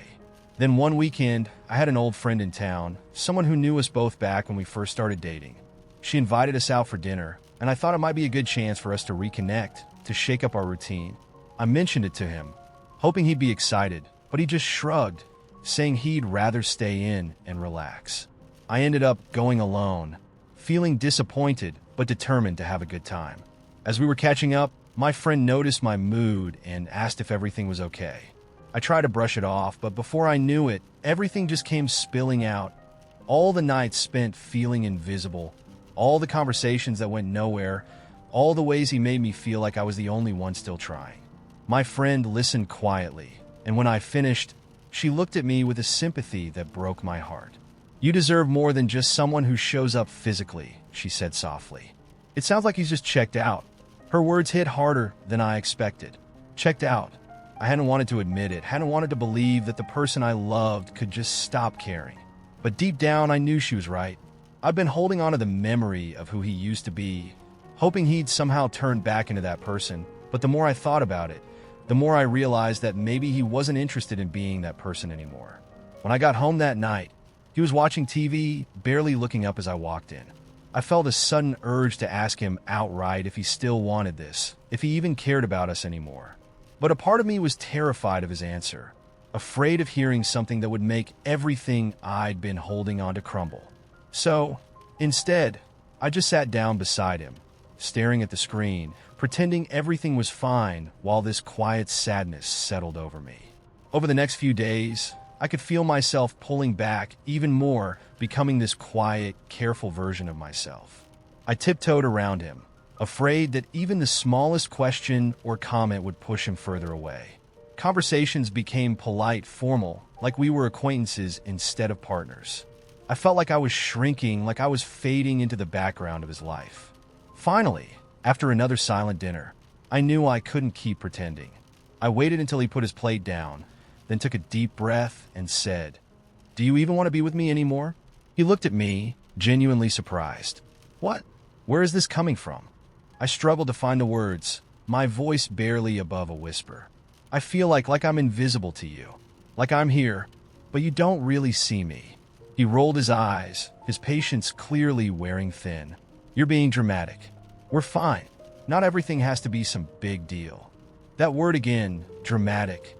It felt like every time I tried to share my feelings, he reduced them to nothing, like I was asking for something unreasonable. I felt a tear slip down my cheek, but I brushed it away quickly, not wanting him to see how much this was breaking me. We sat there in silence for what felt like an eternity. I could feel my heart breaking, not just because of his indifference, but because I knew that I was fighting for something he'd already let go of. It was like I was holding on to a ghost, an idea of us that no longer existed. Since that night, I've been questioning everything. Part of me wants to believe we can still fix this, that there's a way to bring back the closeness we used to have. But every day, I feel myself slipping further away, losing pieces of myself just to keep the peace. So, I'm here asking, has anyone been through this? Is it possible to bring someone back when they've already checked out? Or am I just clinging to something that's already gone? I'd always been close with my friend Leo. We met in high school and became inseparable, going through the ups and downs of teenage life together, and keeping in touch even when we went off to different colleges. When we both moved back to our hometown after graduation, it felt like nothing had changed. Leo's mom, Sophie, had always been a big part of my life too. She was the kind of person everyone felt comfortable around, warm, with a dry sense of humor that made everyone feel like they were in on a joke only she knew. One weekend, Leo invited me up to his family's cabin for a getaway. I was feeling aimless at the time, struggling with the transition from college to the real world. and I agreed right away. The cabin was nestled on a lake, and I had great memories of summers there with Leo. I'd spent countless nights sitting around the campfire, fishing at dawn, and swimming in the cool, clear water. It felt like an escape. When I got to the cabin, I was surprised to find that it was just Leo's mom, Sophie, who greeted me. Leo, she explained, had been caught up with work and would be joining us the next day. "You don't mind, do you?" she asked, giving me a teasing smile. "We'll survive without him for one night, right?" I laughed, trying to brush off the strange feeling in my stomach. "Of course. I think I can handle it." We settled into a rhythm easily, just the two of us. We spent the evening by the fire, laughing about old stories, sharing bits of what had been happening in our lives since we'd last been at the lake. I noticed how much more relaxed she seemed, away from the responsibilities of home, away from the busyness of everyday life. She looked happy, younger even, and I found myself talking to her like I would a friend, realizing how much more I wanted to know about her. After a while, she pulled out an old bottle of whiskey, poured us each a glass, and we sat there in comfortable silence, watching the stars reflected on the lake. There was something different in the air, an unfamiliar tension that felt like electricity sparking quietly between us. I tried to ignore it, convincing myself that it was nothing, but when I looked over at her, I saw the same glint in her eyes. Finally, she looked at me and laughed softly, shaking her head. "You're not the same kid who used to fish off the dock, are you?" I laughed, but my voice came out quieter than I expected. "I guess not," I said, feeling my heart race. "And you're not the same either." She looked at me, and for a moment, everything around us seemed to fade. I could feel my pulse in my ears, my breath catching as I waited, unsure of what would happen next. She leaned in slowly, her hand brushing against mine, and then, as if by instinct, we kissed. It was soft at first, tentative, but as her hand found my face, it deepened, and the world seemed to melt away. Afterward, we sat there, the quiet of the night settling around us as if nothing had happened. Yet everything had changed. She looked at me, her expression a mixture of wonder and sadness, and whispered, "We shouldn't have done that." "I know," I replied, though I didn't feel a shred of regret. "But I don't think I'd take it back." We stayed there, caught in the silence, each of us struggling with what to say. Eventually, she touched my hand one last time, gave me a small, sad smile, and went inside, leaving me alone with my thoughts and the memory of her lips on mine. The next day, Leo arrived as promised, and the dynamic shifted. We fell back into our usual routine, fishing, laughing, and trying to recreate the summers we'd spent there as kids. Sophie and I exchanged glances now and then, a quiet understanding passing between us, but we didn't speak of what had happened. It was as if it had been a dream, something fragile that we kept hidden, something we both knew couldn't be repeated. After the weekend ended, I found myself thinking about her constantly. I couldn't get her out of my mind. The memory of her laugh, the warmth of her hand in mine, the softness of her lips. I knew it couldn't go anywhere, knew that what we'd shared was a moment suspended in time, but I couldn't shake the feeling of wanting more. A few weeks later, I ran into her at a coffee shop in town. We exchanged polite smiles, each of us pretending that everything was perfectly normal. But when she slipped me a napkin with her number written on it, my heart skipped a beat. I hesitated for a moment, but I took it, tucking it into my pocket as if it were a precious secret. That night, I texted her, and we started talking. At first, it was innocent. "How are you? How's Leo?" The usual small talk. But as the nights went on, our conversations grew deeper, more personal. We shared things we'd never told anyone else, letting down our guards in a way that felt freeing and exhilarating. It was like we had created our own world, a place where nothing existed but us and our conversations, our laughter, our shared secrets. We met up a few times, always in quiet places where we wouldn't be seen, savoring the moments we stole from reality. It was thrilling, forbidden, and I was completely swept up in it, feeling like I'd found something I didn't know I'd been missing. But as the weeks passed, the weight of the secrecy began to take its toll. I found myself torn between the connection I had with her and the friendship I had with Leo. knowing that I couldn't keep living a double life forever. One night, she called me, her voice quiet and somber. "We need to talk," she said, and I knew what was coming. We met in the same coffee shop where we'd first run into each other, sitting across from each other in silence, both of us knowing that this was goodbye. Whatever this is between us, it can't go on," she said, her voice thick with emotion. "Leo means too much to both of us, and I don't want to hurt him. He'd never forgive us if he knew." I nodded, feeling a pang of regret, but knowing she was right. "I know, but I don't regret it. Any of it." She reached across the table, her hand finding mine, and for a moment we held on, each of us savoring the last bit of connection before we let go. "I don't either," she whispered, her eyes glistening with unshed tears. "But we both know this is where it ends." We parted ways that night, each of us carrying the weight of what we'd shared, a beautiful, impossible memory that would stay with us, but could never be more than that. I went back to my life, throwing myself into work, trying to move on, but I knew that what we'd shared had changed me in ways I couldn't explain. In the months that followed, I saw Leo a few times, but it was never quite the same. There was a part of me that felt distant, a part of me that still held on to the memory of those stolen moments with his mom. I never told him, and I doubt I ever will. It's a secret I'll carry with me, a chapter of my life that exists only in my mind. Years later, I still think of her sometimes in quiet moments when I'm alone, wondering if she remembers that summer, those late-night conversations, the way we both felt like we'd found something rare and beautiful, even if it couldn't last. It's a bittersweet memory, a love that bloomed for a brief moment, then faded into the past, leaving only the quiet ache of what might have been. Ethan and I had been together for 2 years. Our relationship had always felt easy, natural. From our first date, we just fit. We could talk for hours or sit in silence and feel just as connected. We'd make dinner together on weeknights, spend lazy Sundays watching movies, and go for impromptu road trips just to get out of town.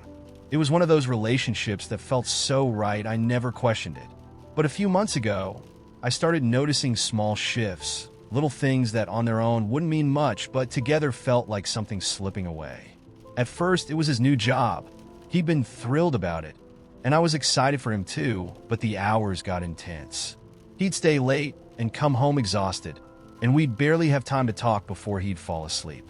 I figured it was just a transition period, that things would settle down. But instead, it got worse. Ethan grew more distant, not just in time, but in the way he was with me.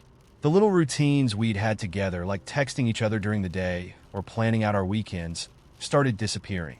He became quiet, preoccupied. When I'd ask him what was on his mind, he'd shrug and say, "Just work stuff." If I tried to ask more, he'd get a little irritated, brushing me off. And then there was the phone.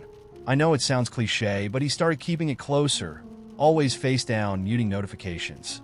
He'd never been secretive before, but now, every time it buzzed, he'd check it quickly and slip it back into his pocket, sometimes glancing my way as if to make sure I hadn't seen. It made me uneasy, but I kept telling myself not to read too much into it. After all, maybe it was just work messages, things that didn't need to involve me. I wanted to believe it was nothing. But as the days passed, I couldn't shake the feeling that he was slipping away from me. We barely spoke. He'd come home late, give me a quick kiss on the cheek, and head straight for the shower or sit in front of the TV without saying much. I felt like I was living with a stranger, the easy rhythm of our relationship replaced by something tense and unfamiliar. I started to wonder if he was unhappy, or if he'd stopped caring about us. But every time I tried to bring it up, he'd just say he was stressed or tired, and leave it at that. One night, after weeks of this, I couldn't keep quiet anymore. I'd spent so many nights lying awake, running through everything in my head, questioning if I'd done something wrong, or if he was hiding something from me. My mind kept drifting to the worst possibilities, and it was eating me alive. I decided I needed to talk to him, no matter how uncomfortable it was. I needed to know what was happening to us. When he got home that night, he looked more tired than ever, and I almost backed out, almost convinced myself to let it go for one more night. But as he started to walk past me to the bedroom, I blurted out, "Ethan, can we talk?" He stopped, looking back at me, surprised. "Now?" he asked, his voice flat. Yes, I feel like there's something going on, and I can't keep pretending everything's okay. He sighed, running a hand through his hair, looking more irritated than concerned. I told you it's just work. I don't know why you keep bringing this up. Because it doesn't feel like it's just work, I said, my voice trembling. You've been so distant, Ethan. We barely talk, and you're always somewhere else, like you're not even here with me. He shook his head, glancing away. I don't know what you want me to say. I'm doing the best I can. I could feel tears starting to well up, but I fought them back, trying to hold it together. I just want to know if you're still in this with me. I feel like I'm losing you, and I don't even know why. There was a long pause, and I could see his jaw tense, like he was holding something back. Finally, he spoke, his voice barely a whisper. I don't know. The words hit me like a punch, and I could feel my heart start to break. What do you mean? You don't know. He wouldn't look at me, his gaze fixed on the floor. I don't know what I want anymore. I don't know if this is what I want. I felt like the ground had been ripped out from under me. This was the man I thought I'd spend my life with, the one I'd shared everything with. And here he was, telling me he didn't even know if he wanted to be with me. Why didn't you tell me? I whispered, barely able to get the words out. Why did you let me keep wondering, keep thinking that it was something I did? I didn't want to hurt you, he said quietly. I thought maybe it was just a phase, something that would pass. A phase? I repeated, feeling anger rise in me. You've been shutting me out for weeks, making me feel like I'm going crazy, and you thought it was just a phase? He finally looked up, his face a mixture of guilt and sadness. I'm sorry, he said, but the words felt hollow. I didn't mean for it to be like this. Then what do you mean, Ethan? I said, my voice breaking. Do you even love me anymore? He stayed silent, his expression torn, and I felt my heart shatter. The silence spoke louder than any answer he could have given me. After a moment, he finally muttered, I think I need some time to figure things out. Those words cut deeper than I expected. He wasn't just asking for space, he was asking for distance. He was pulling away from me, leaving me to pick up the pieces alone. I nodded, too numb to argue, too heartbroken to say anything more. He grabbed his keys, muttered something about going for a drive, and left without looking back. I sat there in the empty apartment, feeling like my whole world had collapsed. I replayed everything in my head, every memory, every moment, trying to figure out where it had all gone wrong. Had he stopped loving me long ago? Or was this something that had crept up slowly, without either of us realizing it? That night, I lay awake in bed, staring at the ceiling, feeling like I was in a nightmare I couldn't wake up from. I wanted to believe that he'd come back, that he'd realize he'd made a mistake, that he still loved me. But deep down, I knew that might not happen. I knew I had to prepare myself for a life without him, a life I hadn't planned for, a life I didn't want. It's been a month since that night, and I'm still trying to pick up the pieces. He's barely been around, and when he does come by, it's like we're strangers, like all the love we shared has vanished into thin air. I keep asking myself if I could have done something differently, if there was a way to save us before it got to this point. But the truth is, I don't know if he was ever going to stay. How do you move on from someone who was your whole world? How do you let go when you don't even understand why they left? I feel like I'm stuck in a place I don't know how to escape, haunted by memories of a love that felt so real, so perfect, but somehow wasn't enough. Is it possible to heal from this? Has anyone else been here, in this place of uncertainty and heartbreak, and come out stronger on the other side? Because right now, I feel like I'm lost, and I don't know if I'll ever find my way back. I met Nick through a friend during a hiking trip, and it felt like destiny from the start. He was charming, athletic, and seemed genuinely interested in everything I had to say. We bonded quickly over shared interests, a love for the outdoors, and the same sense of humor that had us laughing at the same dumb jokes. He made me feel special, like he'd been waiting for someone just like me to come along. By the end of that first hike, he'd already made plans for us to go on another, and I remember thinking, this is it. This is the kind of person I've been looking for. The relationship escalated fast. Nick was always showing up with sweet surprises, flowers, little notes, my favorite coffee, constantly going out of his way to make me feel cared for. He'd look at me with such admiration, telling me how lucky he felt and how he wanted to build a real future together. My friends kept saying how amazing he was, how happy I seemed, and I agreed. It was all so good, so perfect. I couldn't believe I'd found someone who seemed so devoted and loving. But little things started surfacing that I brushed aside at first.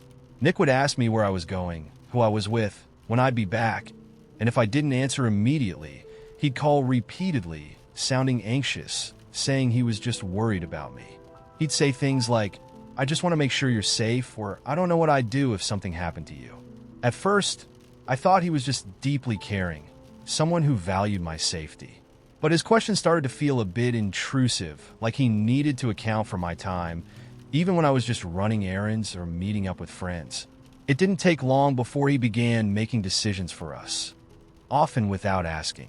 He'd surprise me with plans that I hadn't agreed to, then get frustrated if I had prior commitments. One weekend, I had plans to go out with some old friends, and he showed up at my apartment unannounced with a whole date night planned. When I told him I couldn't cancel on my friends, he went quiet, his expression hardening. He didn't say much, but finally left, making me feel like I'd done something wrong. Later that night, he sent a text saying, "I just wanted to spend time with you, but I guess I don't matter as much to you."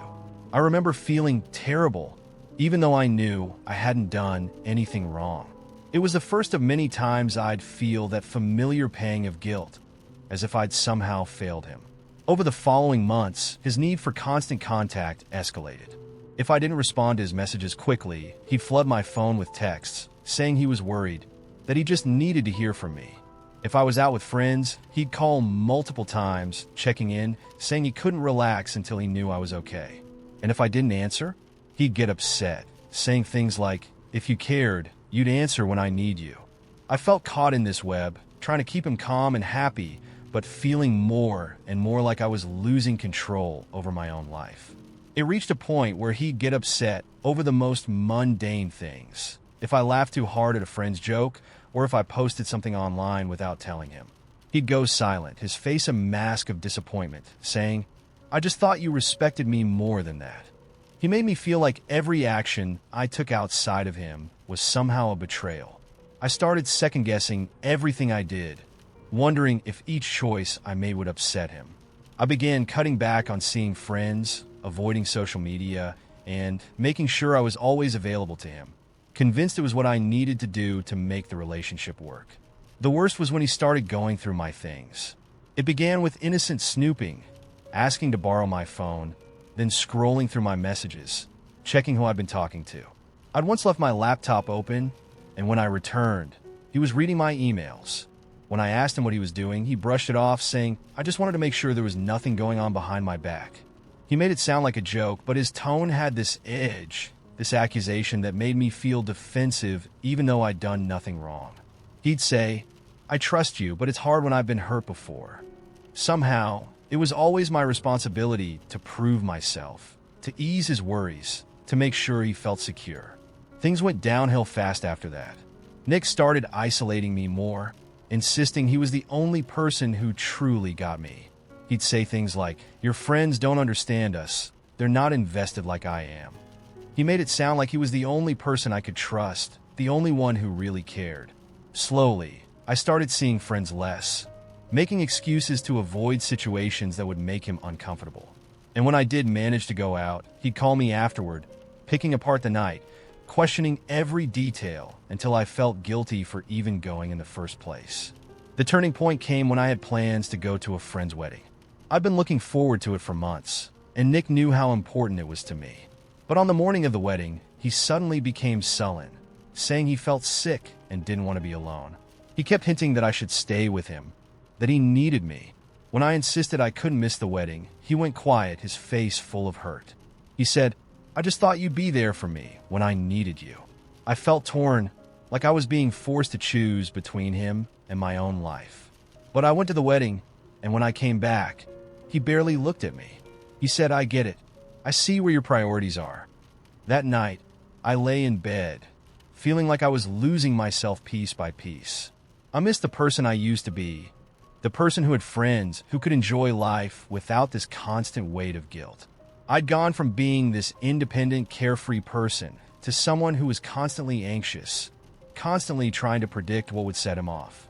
I realized I was afraid of him, not because he'd ever been violent, but because he had this power over me that I didn't understand. I started researching toxic relationships, reading about control, manipulation, gaslighting, and it was like reading a map of my life. I saw every small act of control, every twist of guilt, every way he'd made me feel like his happiness was my sole responsibility. For the first time, I could see his behavior for what it was. It wasn't love, it was control. I tried to confront him, gently, hoping maybe he'd understand. But when I told him I needed more space, he lashed out, accusing me of not being committed, of leading him on, of using him when it was convenient. He said things like, "If you really loved me, you wouldn't need space, and you're just like everyone else who's let me down." I felt crushed, torn between the need to leave and the weight of his accusations. But I knew I couldn't go on like this. Leaving him was one of the hardest things I've ever done. He pleaded, said he'd change, told me he couldn't live without me. He filled my inbox with long messages, apologies, promises. For weeks, I second-guessed myself, wondering if maybe I'd misjudged things, if maybe I should have given him another chance. But every time I thought about going back, I remembered how I'd felt in those last months, trapped, controlled, like I was slowly disappearing. It's been a few months since I left, and I'm still trying to find my way back to who I was before him. I still have days where I feel guilty, like maybe I was the one who failed. Maybe I could have done more. But I also know that leaving was the only way to reclaim my life, to start rebuilding without the weight of his control. So, Reddit, if you've been in a relationship like this, how did you let go of the guilt? How did you learn to trust yourself again and believe you made the right decision? I could use any advice or encouragement from those who've been there.